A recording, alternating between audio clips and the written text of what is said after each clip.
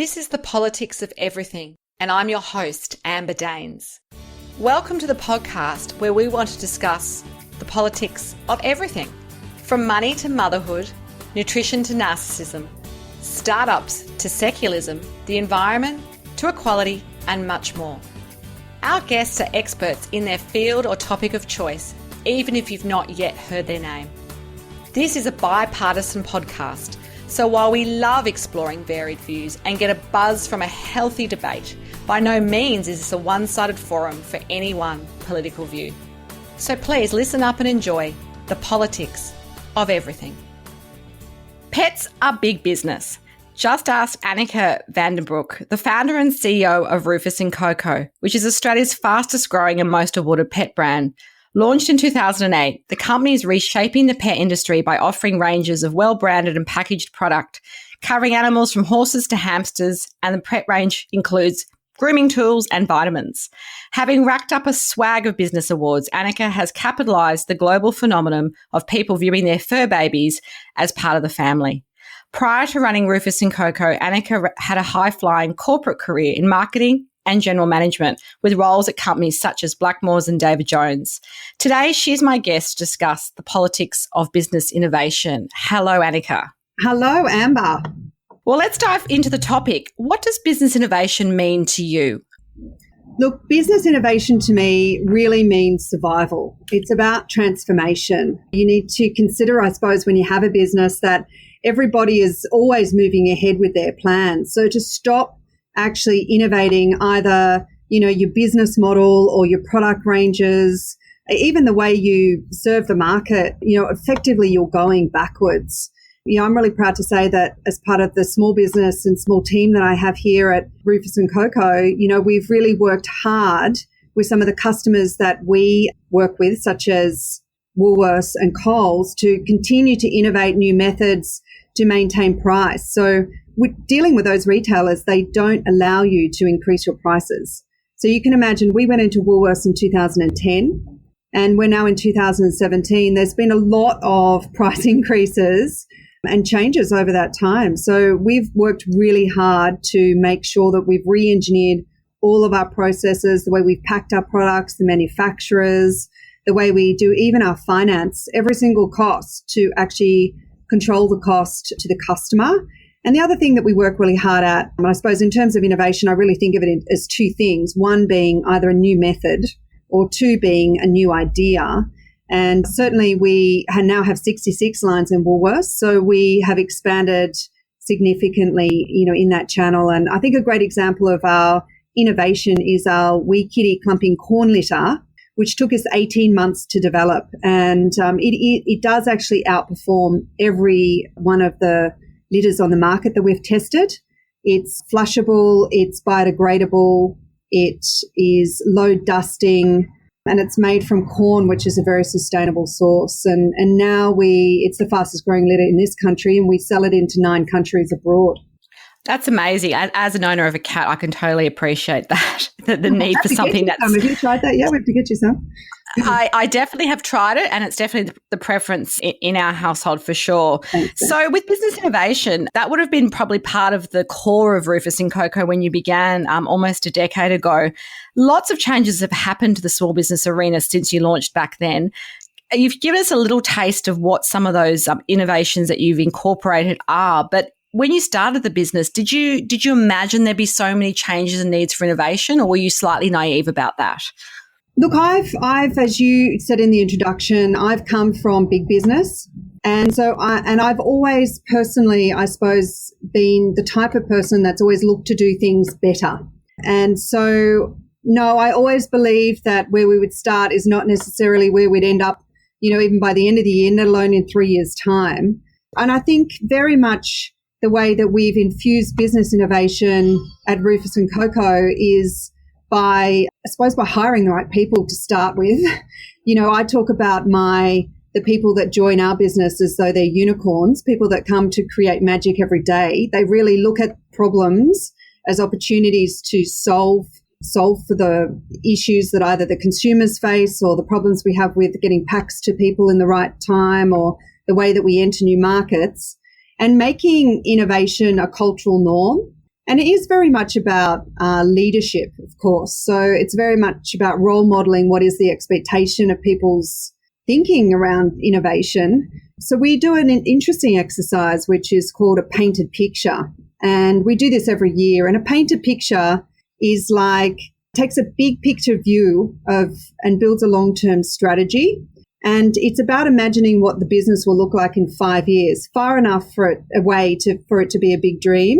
And then we add pictures to it to sort of bring it to life. And the idea is that once everyone is engaged in this process, everyone can sort of imagine what the ending looks like as though it's a movie. And therefore, the steps that you need to take to get there, it's almost obvious what the steps are. I mean, it's not obvious, but, with good planning, I think that long-range planning means that it's not in the day with all the limitations set in people's minds, mean that people, honestly, the team come up with the most amazing ideas as to how we should grow and expand and overcome the challenges, in each market that we face, because we now operate in 9 markets. That's incredible. That's amazing. I'm just getting that vision of exactly how your business is operating, and I find that really inspirational. And I guess I'd be curious to find out, you've had a corporate career prior. It sounds like innovation is in your mindset from wherever you are. But was it very different to mastering innovation in a corporate environment where there's lots more resources and teams and things around you and it's also not your own money in those early days, to where you are now in terms of how nimble you have to be or you like to be in a small business? I mean, can you sort of compare it from your experience? Oh, gee, look, I would agree that innovation is different and I know that we're talking about the politics of innovation, and I think that is the challenge in big business, certainly in a lot of my roles leading the marketing teams and the product development teams. It can get quite political what people think about your new idea and the amount of hurdles that are put in place for you to actually bring that product to market are limiting. And, unless you've got the right people working with you, they're just completely worn out, because by the time they've had to justify it 10 ways and put hypotheticals together with all the costs, the risks, everything, they're like, I can't even be bothered, launching this idea anymore. This is the most rewarding thing about being in small business, is that you can literally have an idea and make it happen quickly. And it really is one of the best things, that, and I think being able to choose your own people. But look, I do recall a great example of big business that really did stand on its tail and get innovative was when I was the director of marketing for Blackmores, and I experienced the world's largest recall of consumer products. So Pan Pharmaceuticals recall, it was called. Basically, that manufacturer made most of the products in the market and they were recalled. And so overnight, literally, we worked through the night with the operations teams, the product teams, the entire business, to make sure that we could meet the market's demand for products, because literally their shelves were wiped out, tell consumers what was happening. And I think it was such an interesting event for me, especially with hindsight, because really it just brought everyone onto the same page really quickly. And everyone was working on one thing, and that was to overcome that challenge. And I think that's the thing in small business. We do a whole lot of things internally in this business. We do stand-up meetings, we do team meetings, we do all sorts of things. We even have a WhatsApp channel, just to make sure that everyone is always on the right page. We're on this page today, guys. We're going this way. And that's, when you get into big business, it gets very political. It's very hard to get everyone on the same page quickly. So Australians are spending $12 billion a year on food, grooming, pets and insurance for their animals. Pet industry is obviously a major growth hotspot in the country's business sector. I'm really curious to know why this is the case more so now than a generation ago, perhaps. I mean, why? What's the backstory to the business story of pet care? Look, it's a great one. There's a number of social trends that are increasing pet parenthood, if you like. So people delaying their own parenthood of children, human children. People choosing to have smaller families, and people living longer. And I think what's happening is that there's a real trend towards people humanizing their pets, treating the pets as part of the family. It's what some analysts would call the rise of the fur baby. And I think the great thing is, well, certainly we find with the Rufus and Coco customers that are real pet lovers, they will prioritize spending on their animals over themselves often. And we see that the way that they're treating their animals is as they would a child, letting them sleep on the bed and talking to them. Certainly I talk to my cats like they're part of the, part of the family. They get spoken to all the time.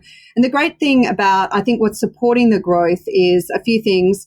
One is that this type of spending is guilt-free. So, it's kind of like I haven't spent the money on myself. I'm spending it on my favorite friend. And we are finding that, so 14.9% of Australians even say that they are planning to have a pet in the next 12 months. So currently Australia is at 63%.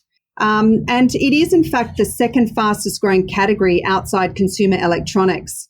So, it really is quite a recession-proof category. And it's very interesting because I started this business in the middle of the global financial crisis. Well, that's what I was going to say. Like, you would have seen it at the opposite end in the early days where, I guess in those early days, based on the economic situation, were people spending less then 10 years ago than they are now per sort of household, if you like?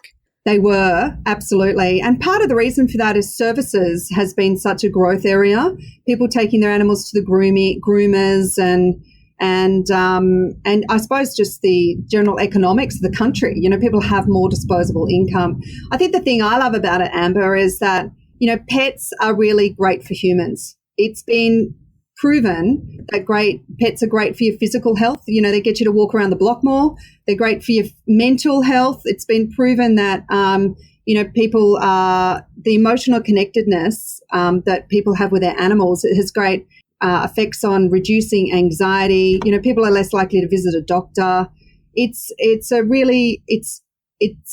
big and growing industry. And the great thing that I love about it is we obviously love pets as a business at Rufus and Coco, but it's great for humans everywhere. Absolutely. Yeah, there's definitely a win-win there. So going back to 2008 or maybe a little bit earlier, what sparked an interest for you to create your own pet brand? What did you see in the market that was lacking 10 years ago that needed innovation? And how did you even get started? Were you kind of doing it as a side hustle? Did you leave corporate? Like, what was the transition like as well? Oh, well, look, having owned over 40 pets in my life, I was really frustrated with the lack of kind of desirable and poorly made products and natural alternatives. And I couldn't find a brand that I really felt connected with. I couldn't even recall a brand really that stood for accessories and grooming products. And I could see the growth in what was happening in the pet category, in the humanization of pets. And so I felt that I always wanted to run my own business. And ironically, when I started, my first entrepreneurial endeavor at the age of 8, I think I was to breed mice and sell them to the pet shop. Not just any mice, Amber, ones that had little diamonds in their foreheads. And, I think I sold them for about 20 to 50 cents a pop or something like that. So it's kind of ironic to have circled back to this.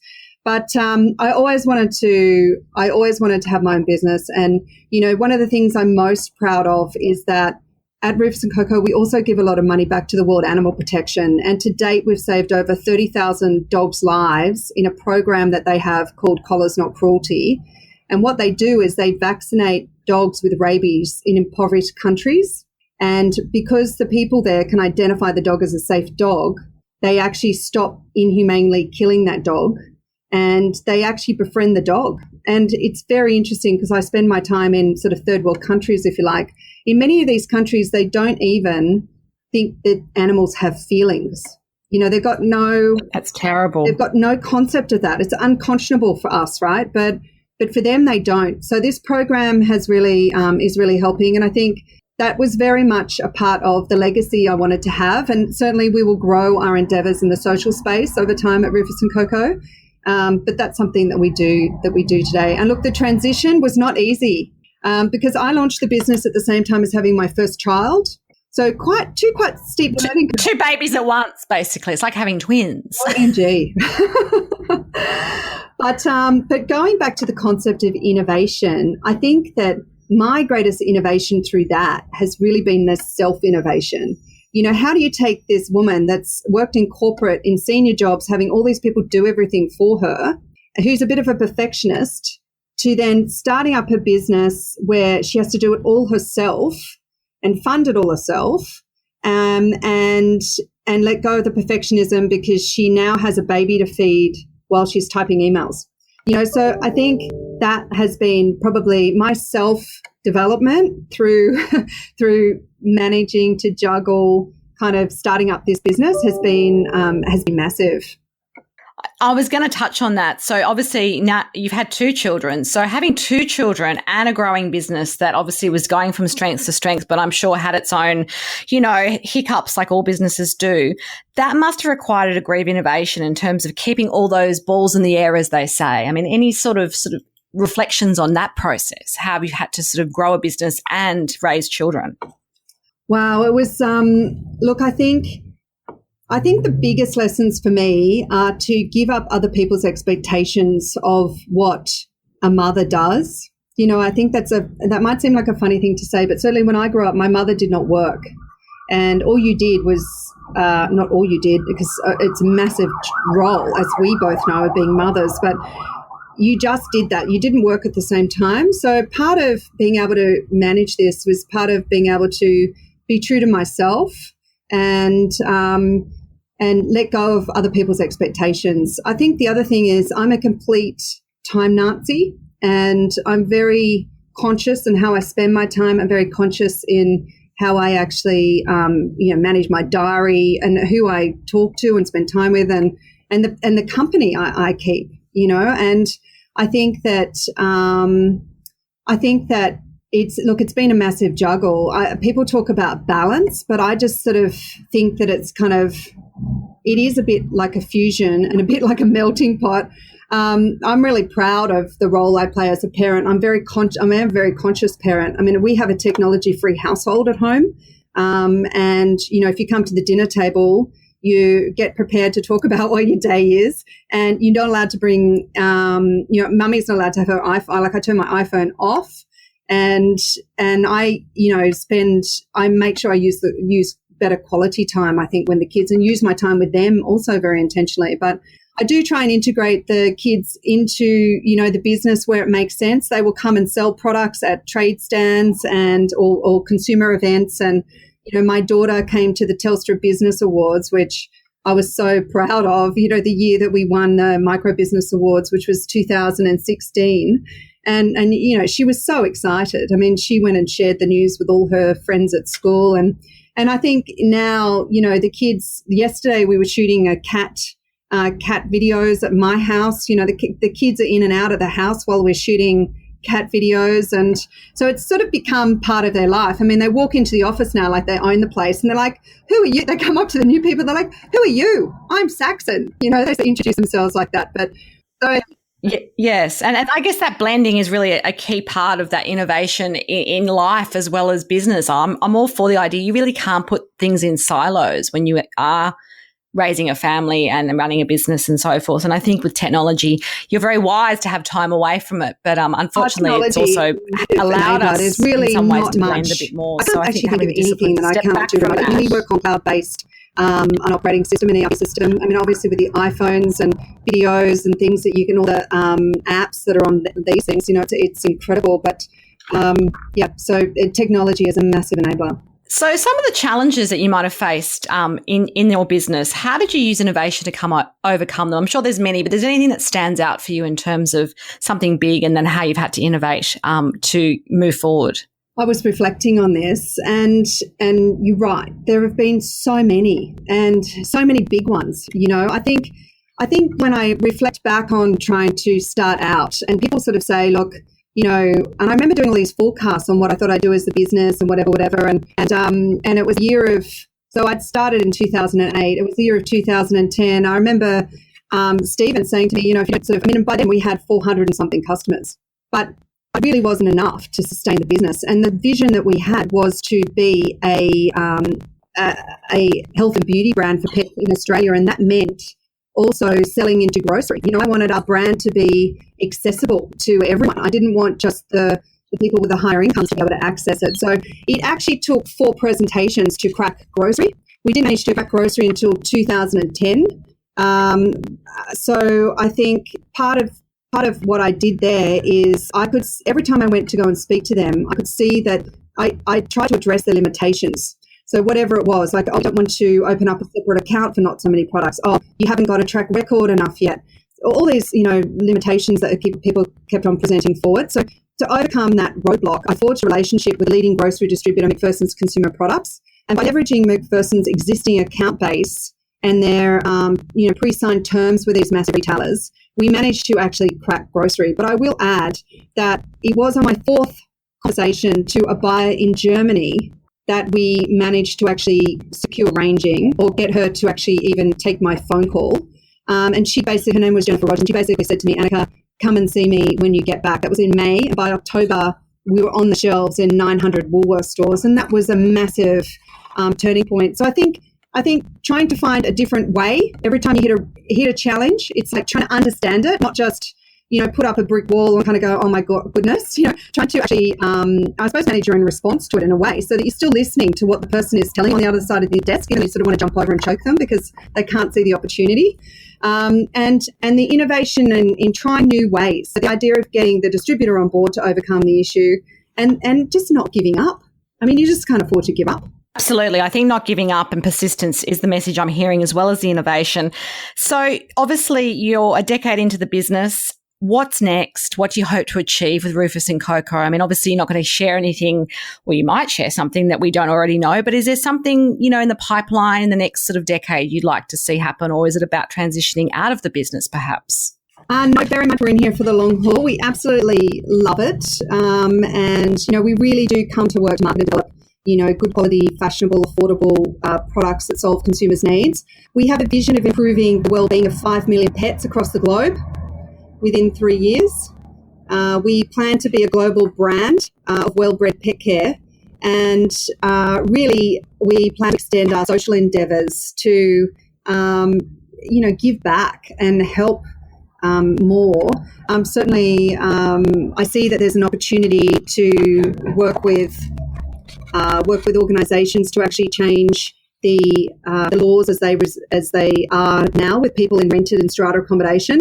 It's quite interesting. There's a lot of really good statistics to say that a child will actually do more damage to a strata place than a pet, yet about 51% of Australians are prohibited from owning a pet because the laws prohibit them from doing so. So we're hoping to work with the right partners to overcome that limitation, and so Melbourne have been the first to move on that. So we've got lots of great things to do, and look, the best part about it really is that we get a lot of spontaneous feedback from our customers to talk about the tangible difference we're making to their lives and their pet. And so really that's the thing that sort of motivates us to keep going every day. Absolutely. So my questions I always ask my guests, the final two I'm now presenting to you. Do you have any special mentors or inspirational people in your life that have helped you on this journey? And what have they taught you? It might be just one, it might be a couple, and they don't obviously have to be famous. My mentor of 4 years, who is absolutely amazing, his name is Andrew Smith, and he's the he's the CEO of CBHS. And look, he has taught me how to focus. Certainly, I'm very good with shiny pennies. I like things that are new, and I have too many ideas to execute. And so what he's taught me is to get laser focused on the strategy, myself and the team, so that we really, set a direction and keep going in a direction. And I think the second group I would say is the Entrepreneurs Organisation. It's called EO. Basically, it's a collection of entrepreneurs or members from around the world. There's about 14,000 of us that have businesses that turn over more than 5 million US. And they break us down into forums of 8. And, it's a diverse bunch of people, everyone from people that run liquor groups to online businesses to being lawyers and service providers. But every month we come together and we share our business challenges in a really open, honest way. And I have to say these people are what I would coin move a dead boyfriends. People you'd call in the middle of the night when you needed to move a dead body without any judgment. And, they're the people that would rock up. It's been so amazing. And I think, look, it's as a result of people being gracious enough to have the time to mentor me that I've also chosen to mentor. I now mentor 4 people that have business that turn over more than 500,000. And so I do that. And I started a network of business women as well. It's called the Women of EO. So So I also spend my time sort of giving back because I really believe that, I really believe energetically that actually that will bring you more than a lot of things you can do. Absolutely. So the final piece of advice for anyone who wants to get ahead in the politics of business innovation, what would that be, Anneke? Final piece of advice is, honestly, I think you need to love what you do. I think that if you love what you do, you will continue to innovate, because when you experience the inevitable setbacks, your own energy will help to guide the team. And I think it's so important to commit to continual learning and self-development and to nurture yourself, because running your own business is like, it's more than tiring, it's exhausting. And it's kind of like being in a marathon, and you cannot run a marathon every day at the same speed. I think the second thing is to work with great people that are the right fit, internally and externally. Make sure they understand the vision and their role. We treat our suppliers very much like they're part of the team. And so they know exactly where we're going, and they know exactly what we want. And often they'll come to us with ideas of innovation.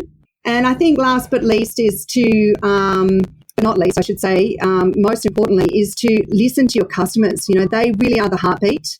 It's about making it easy for them. That's why we exist, to make, well-bred pet care that makes their lives easy, to love their pet.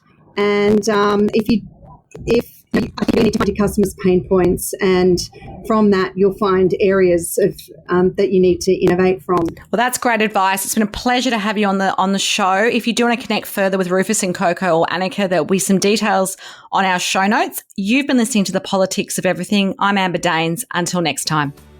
Thanks for listening today. If you've enjoyed The Politics of Everything, we thrive on feedback. So please add a short review and share the podcast with your network, your friends and family. I'm also always on the hunt for fabulous new guests, so if you've got a view to share and an idea how to get our listeners excited, please email me at amber@bespokecomms, that's BESPOKECOMMS.com.au, and we'll be sure to get back to you. Until next time.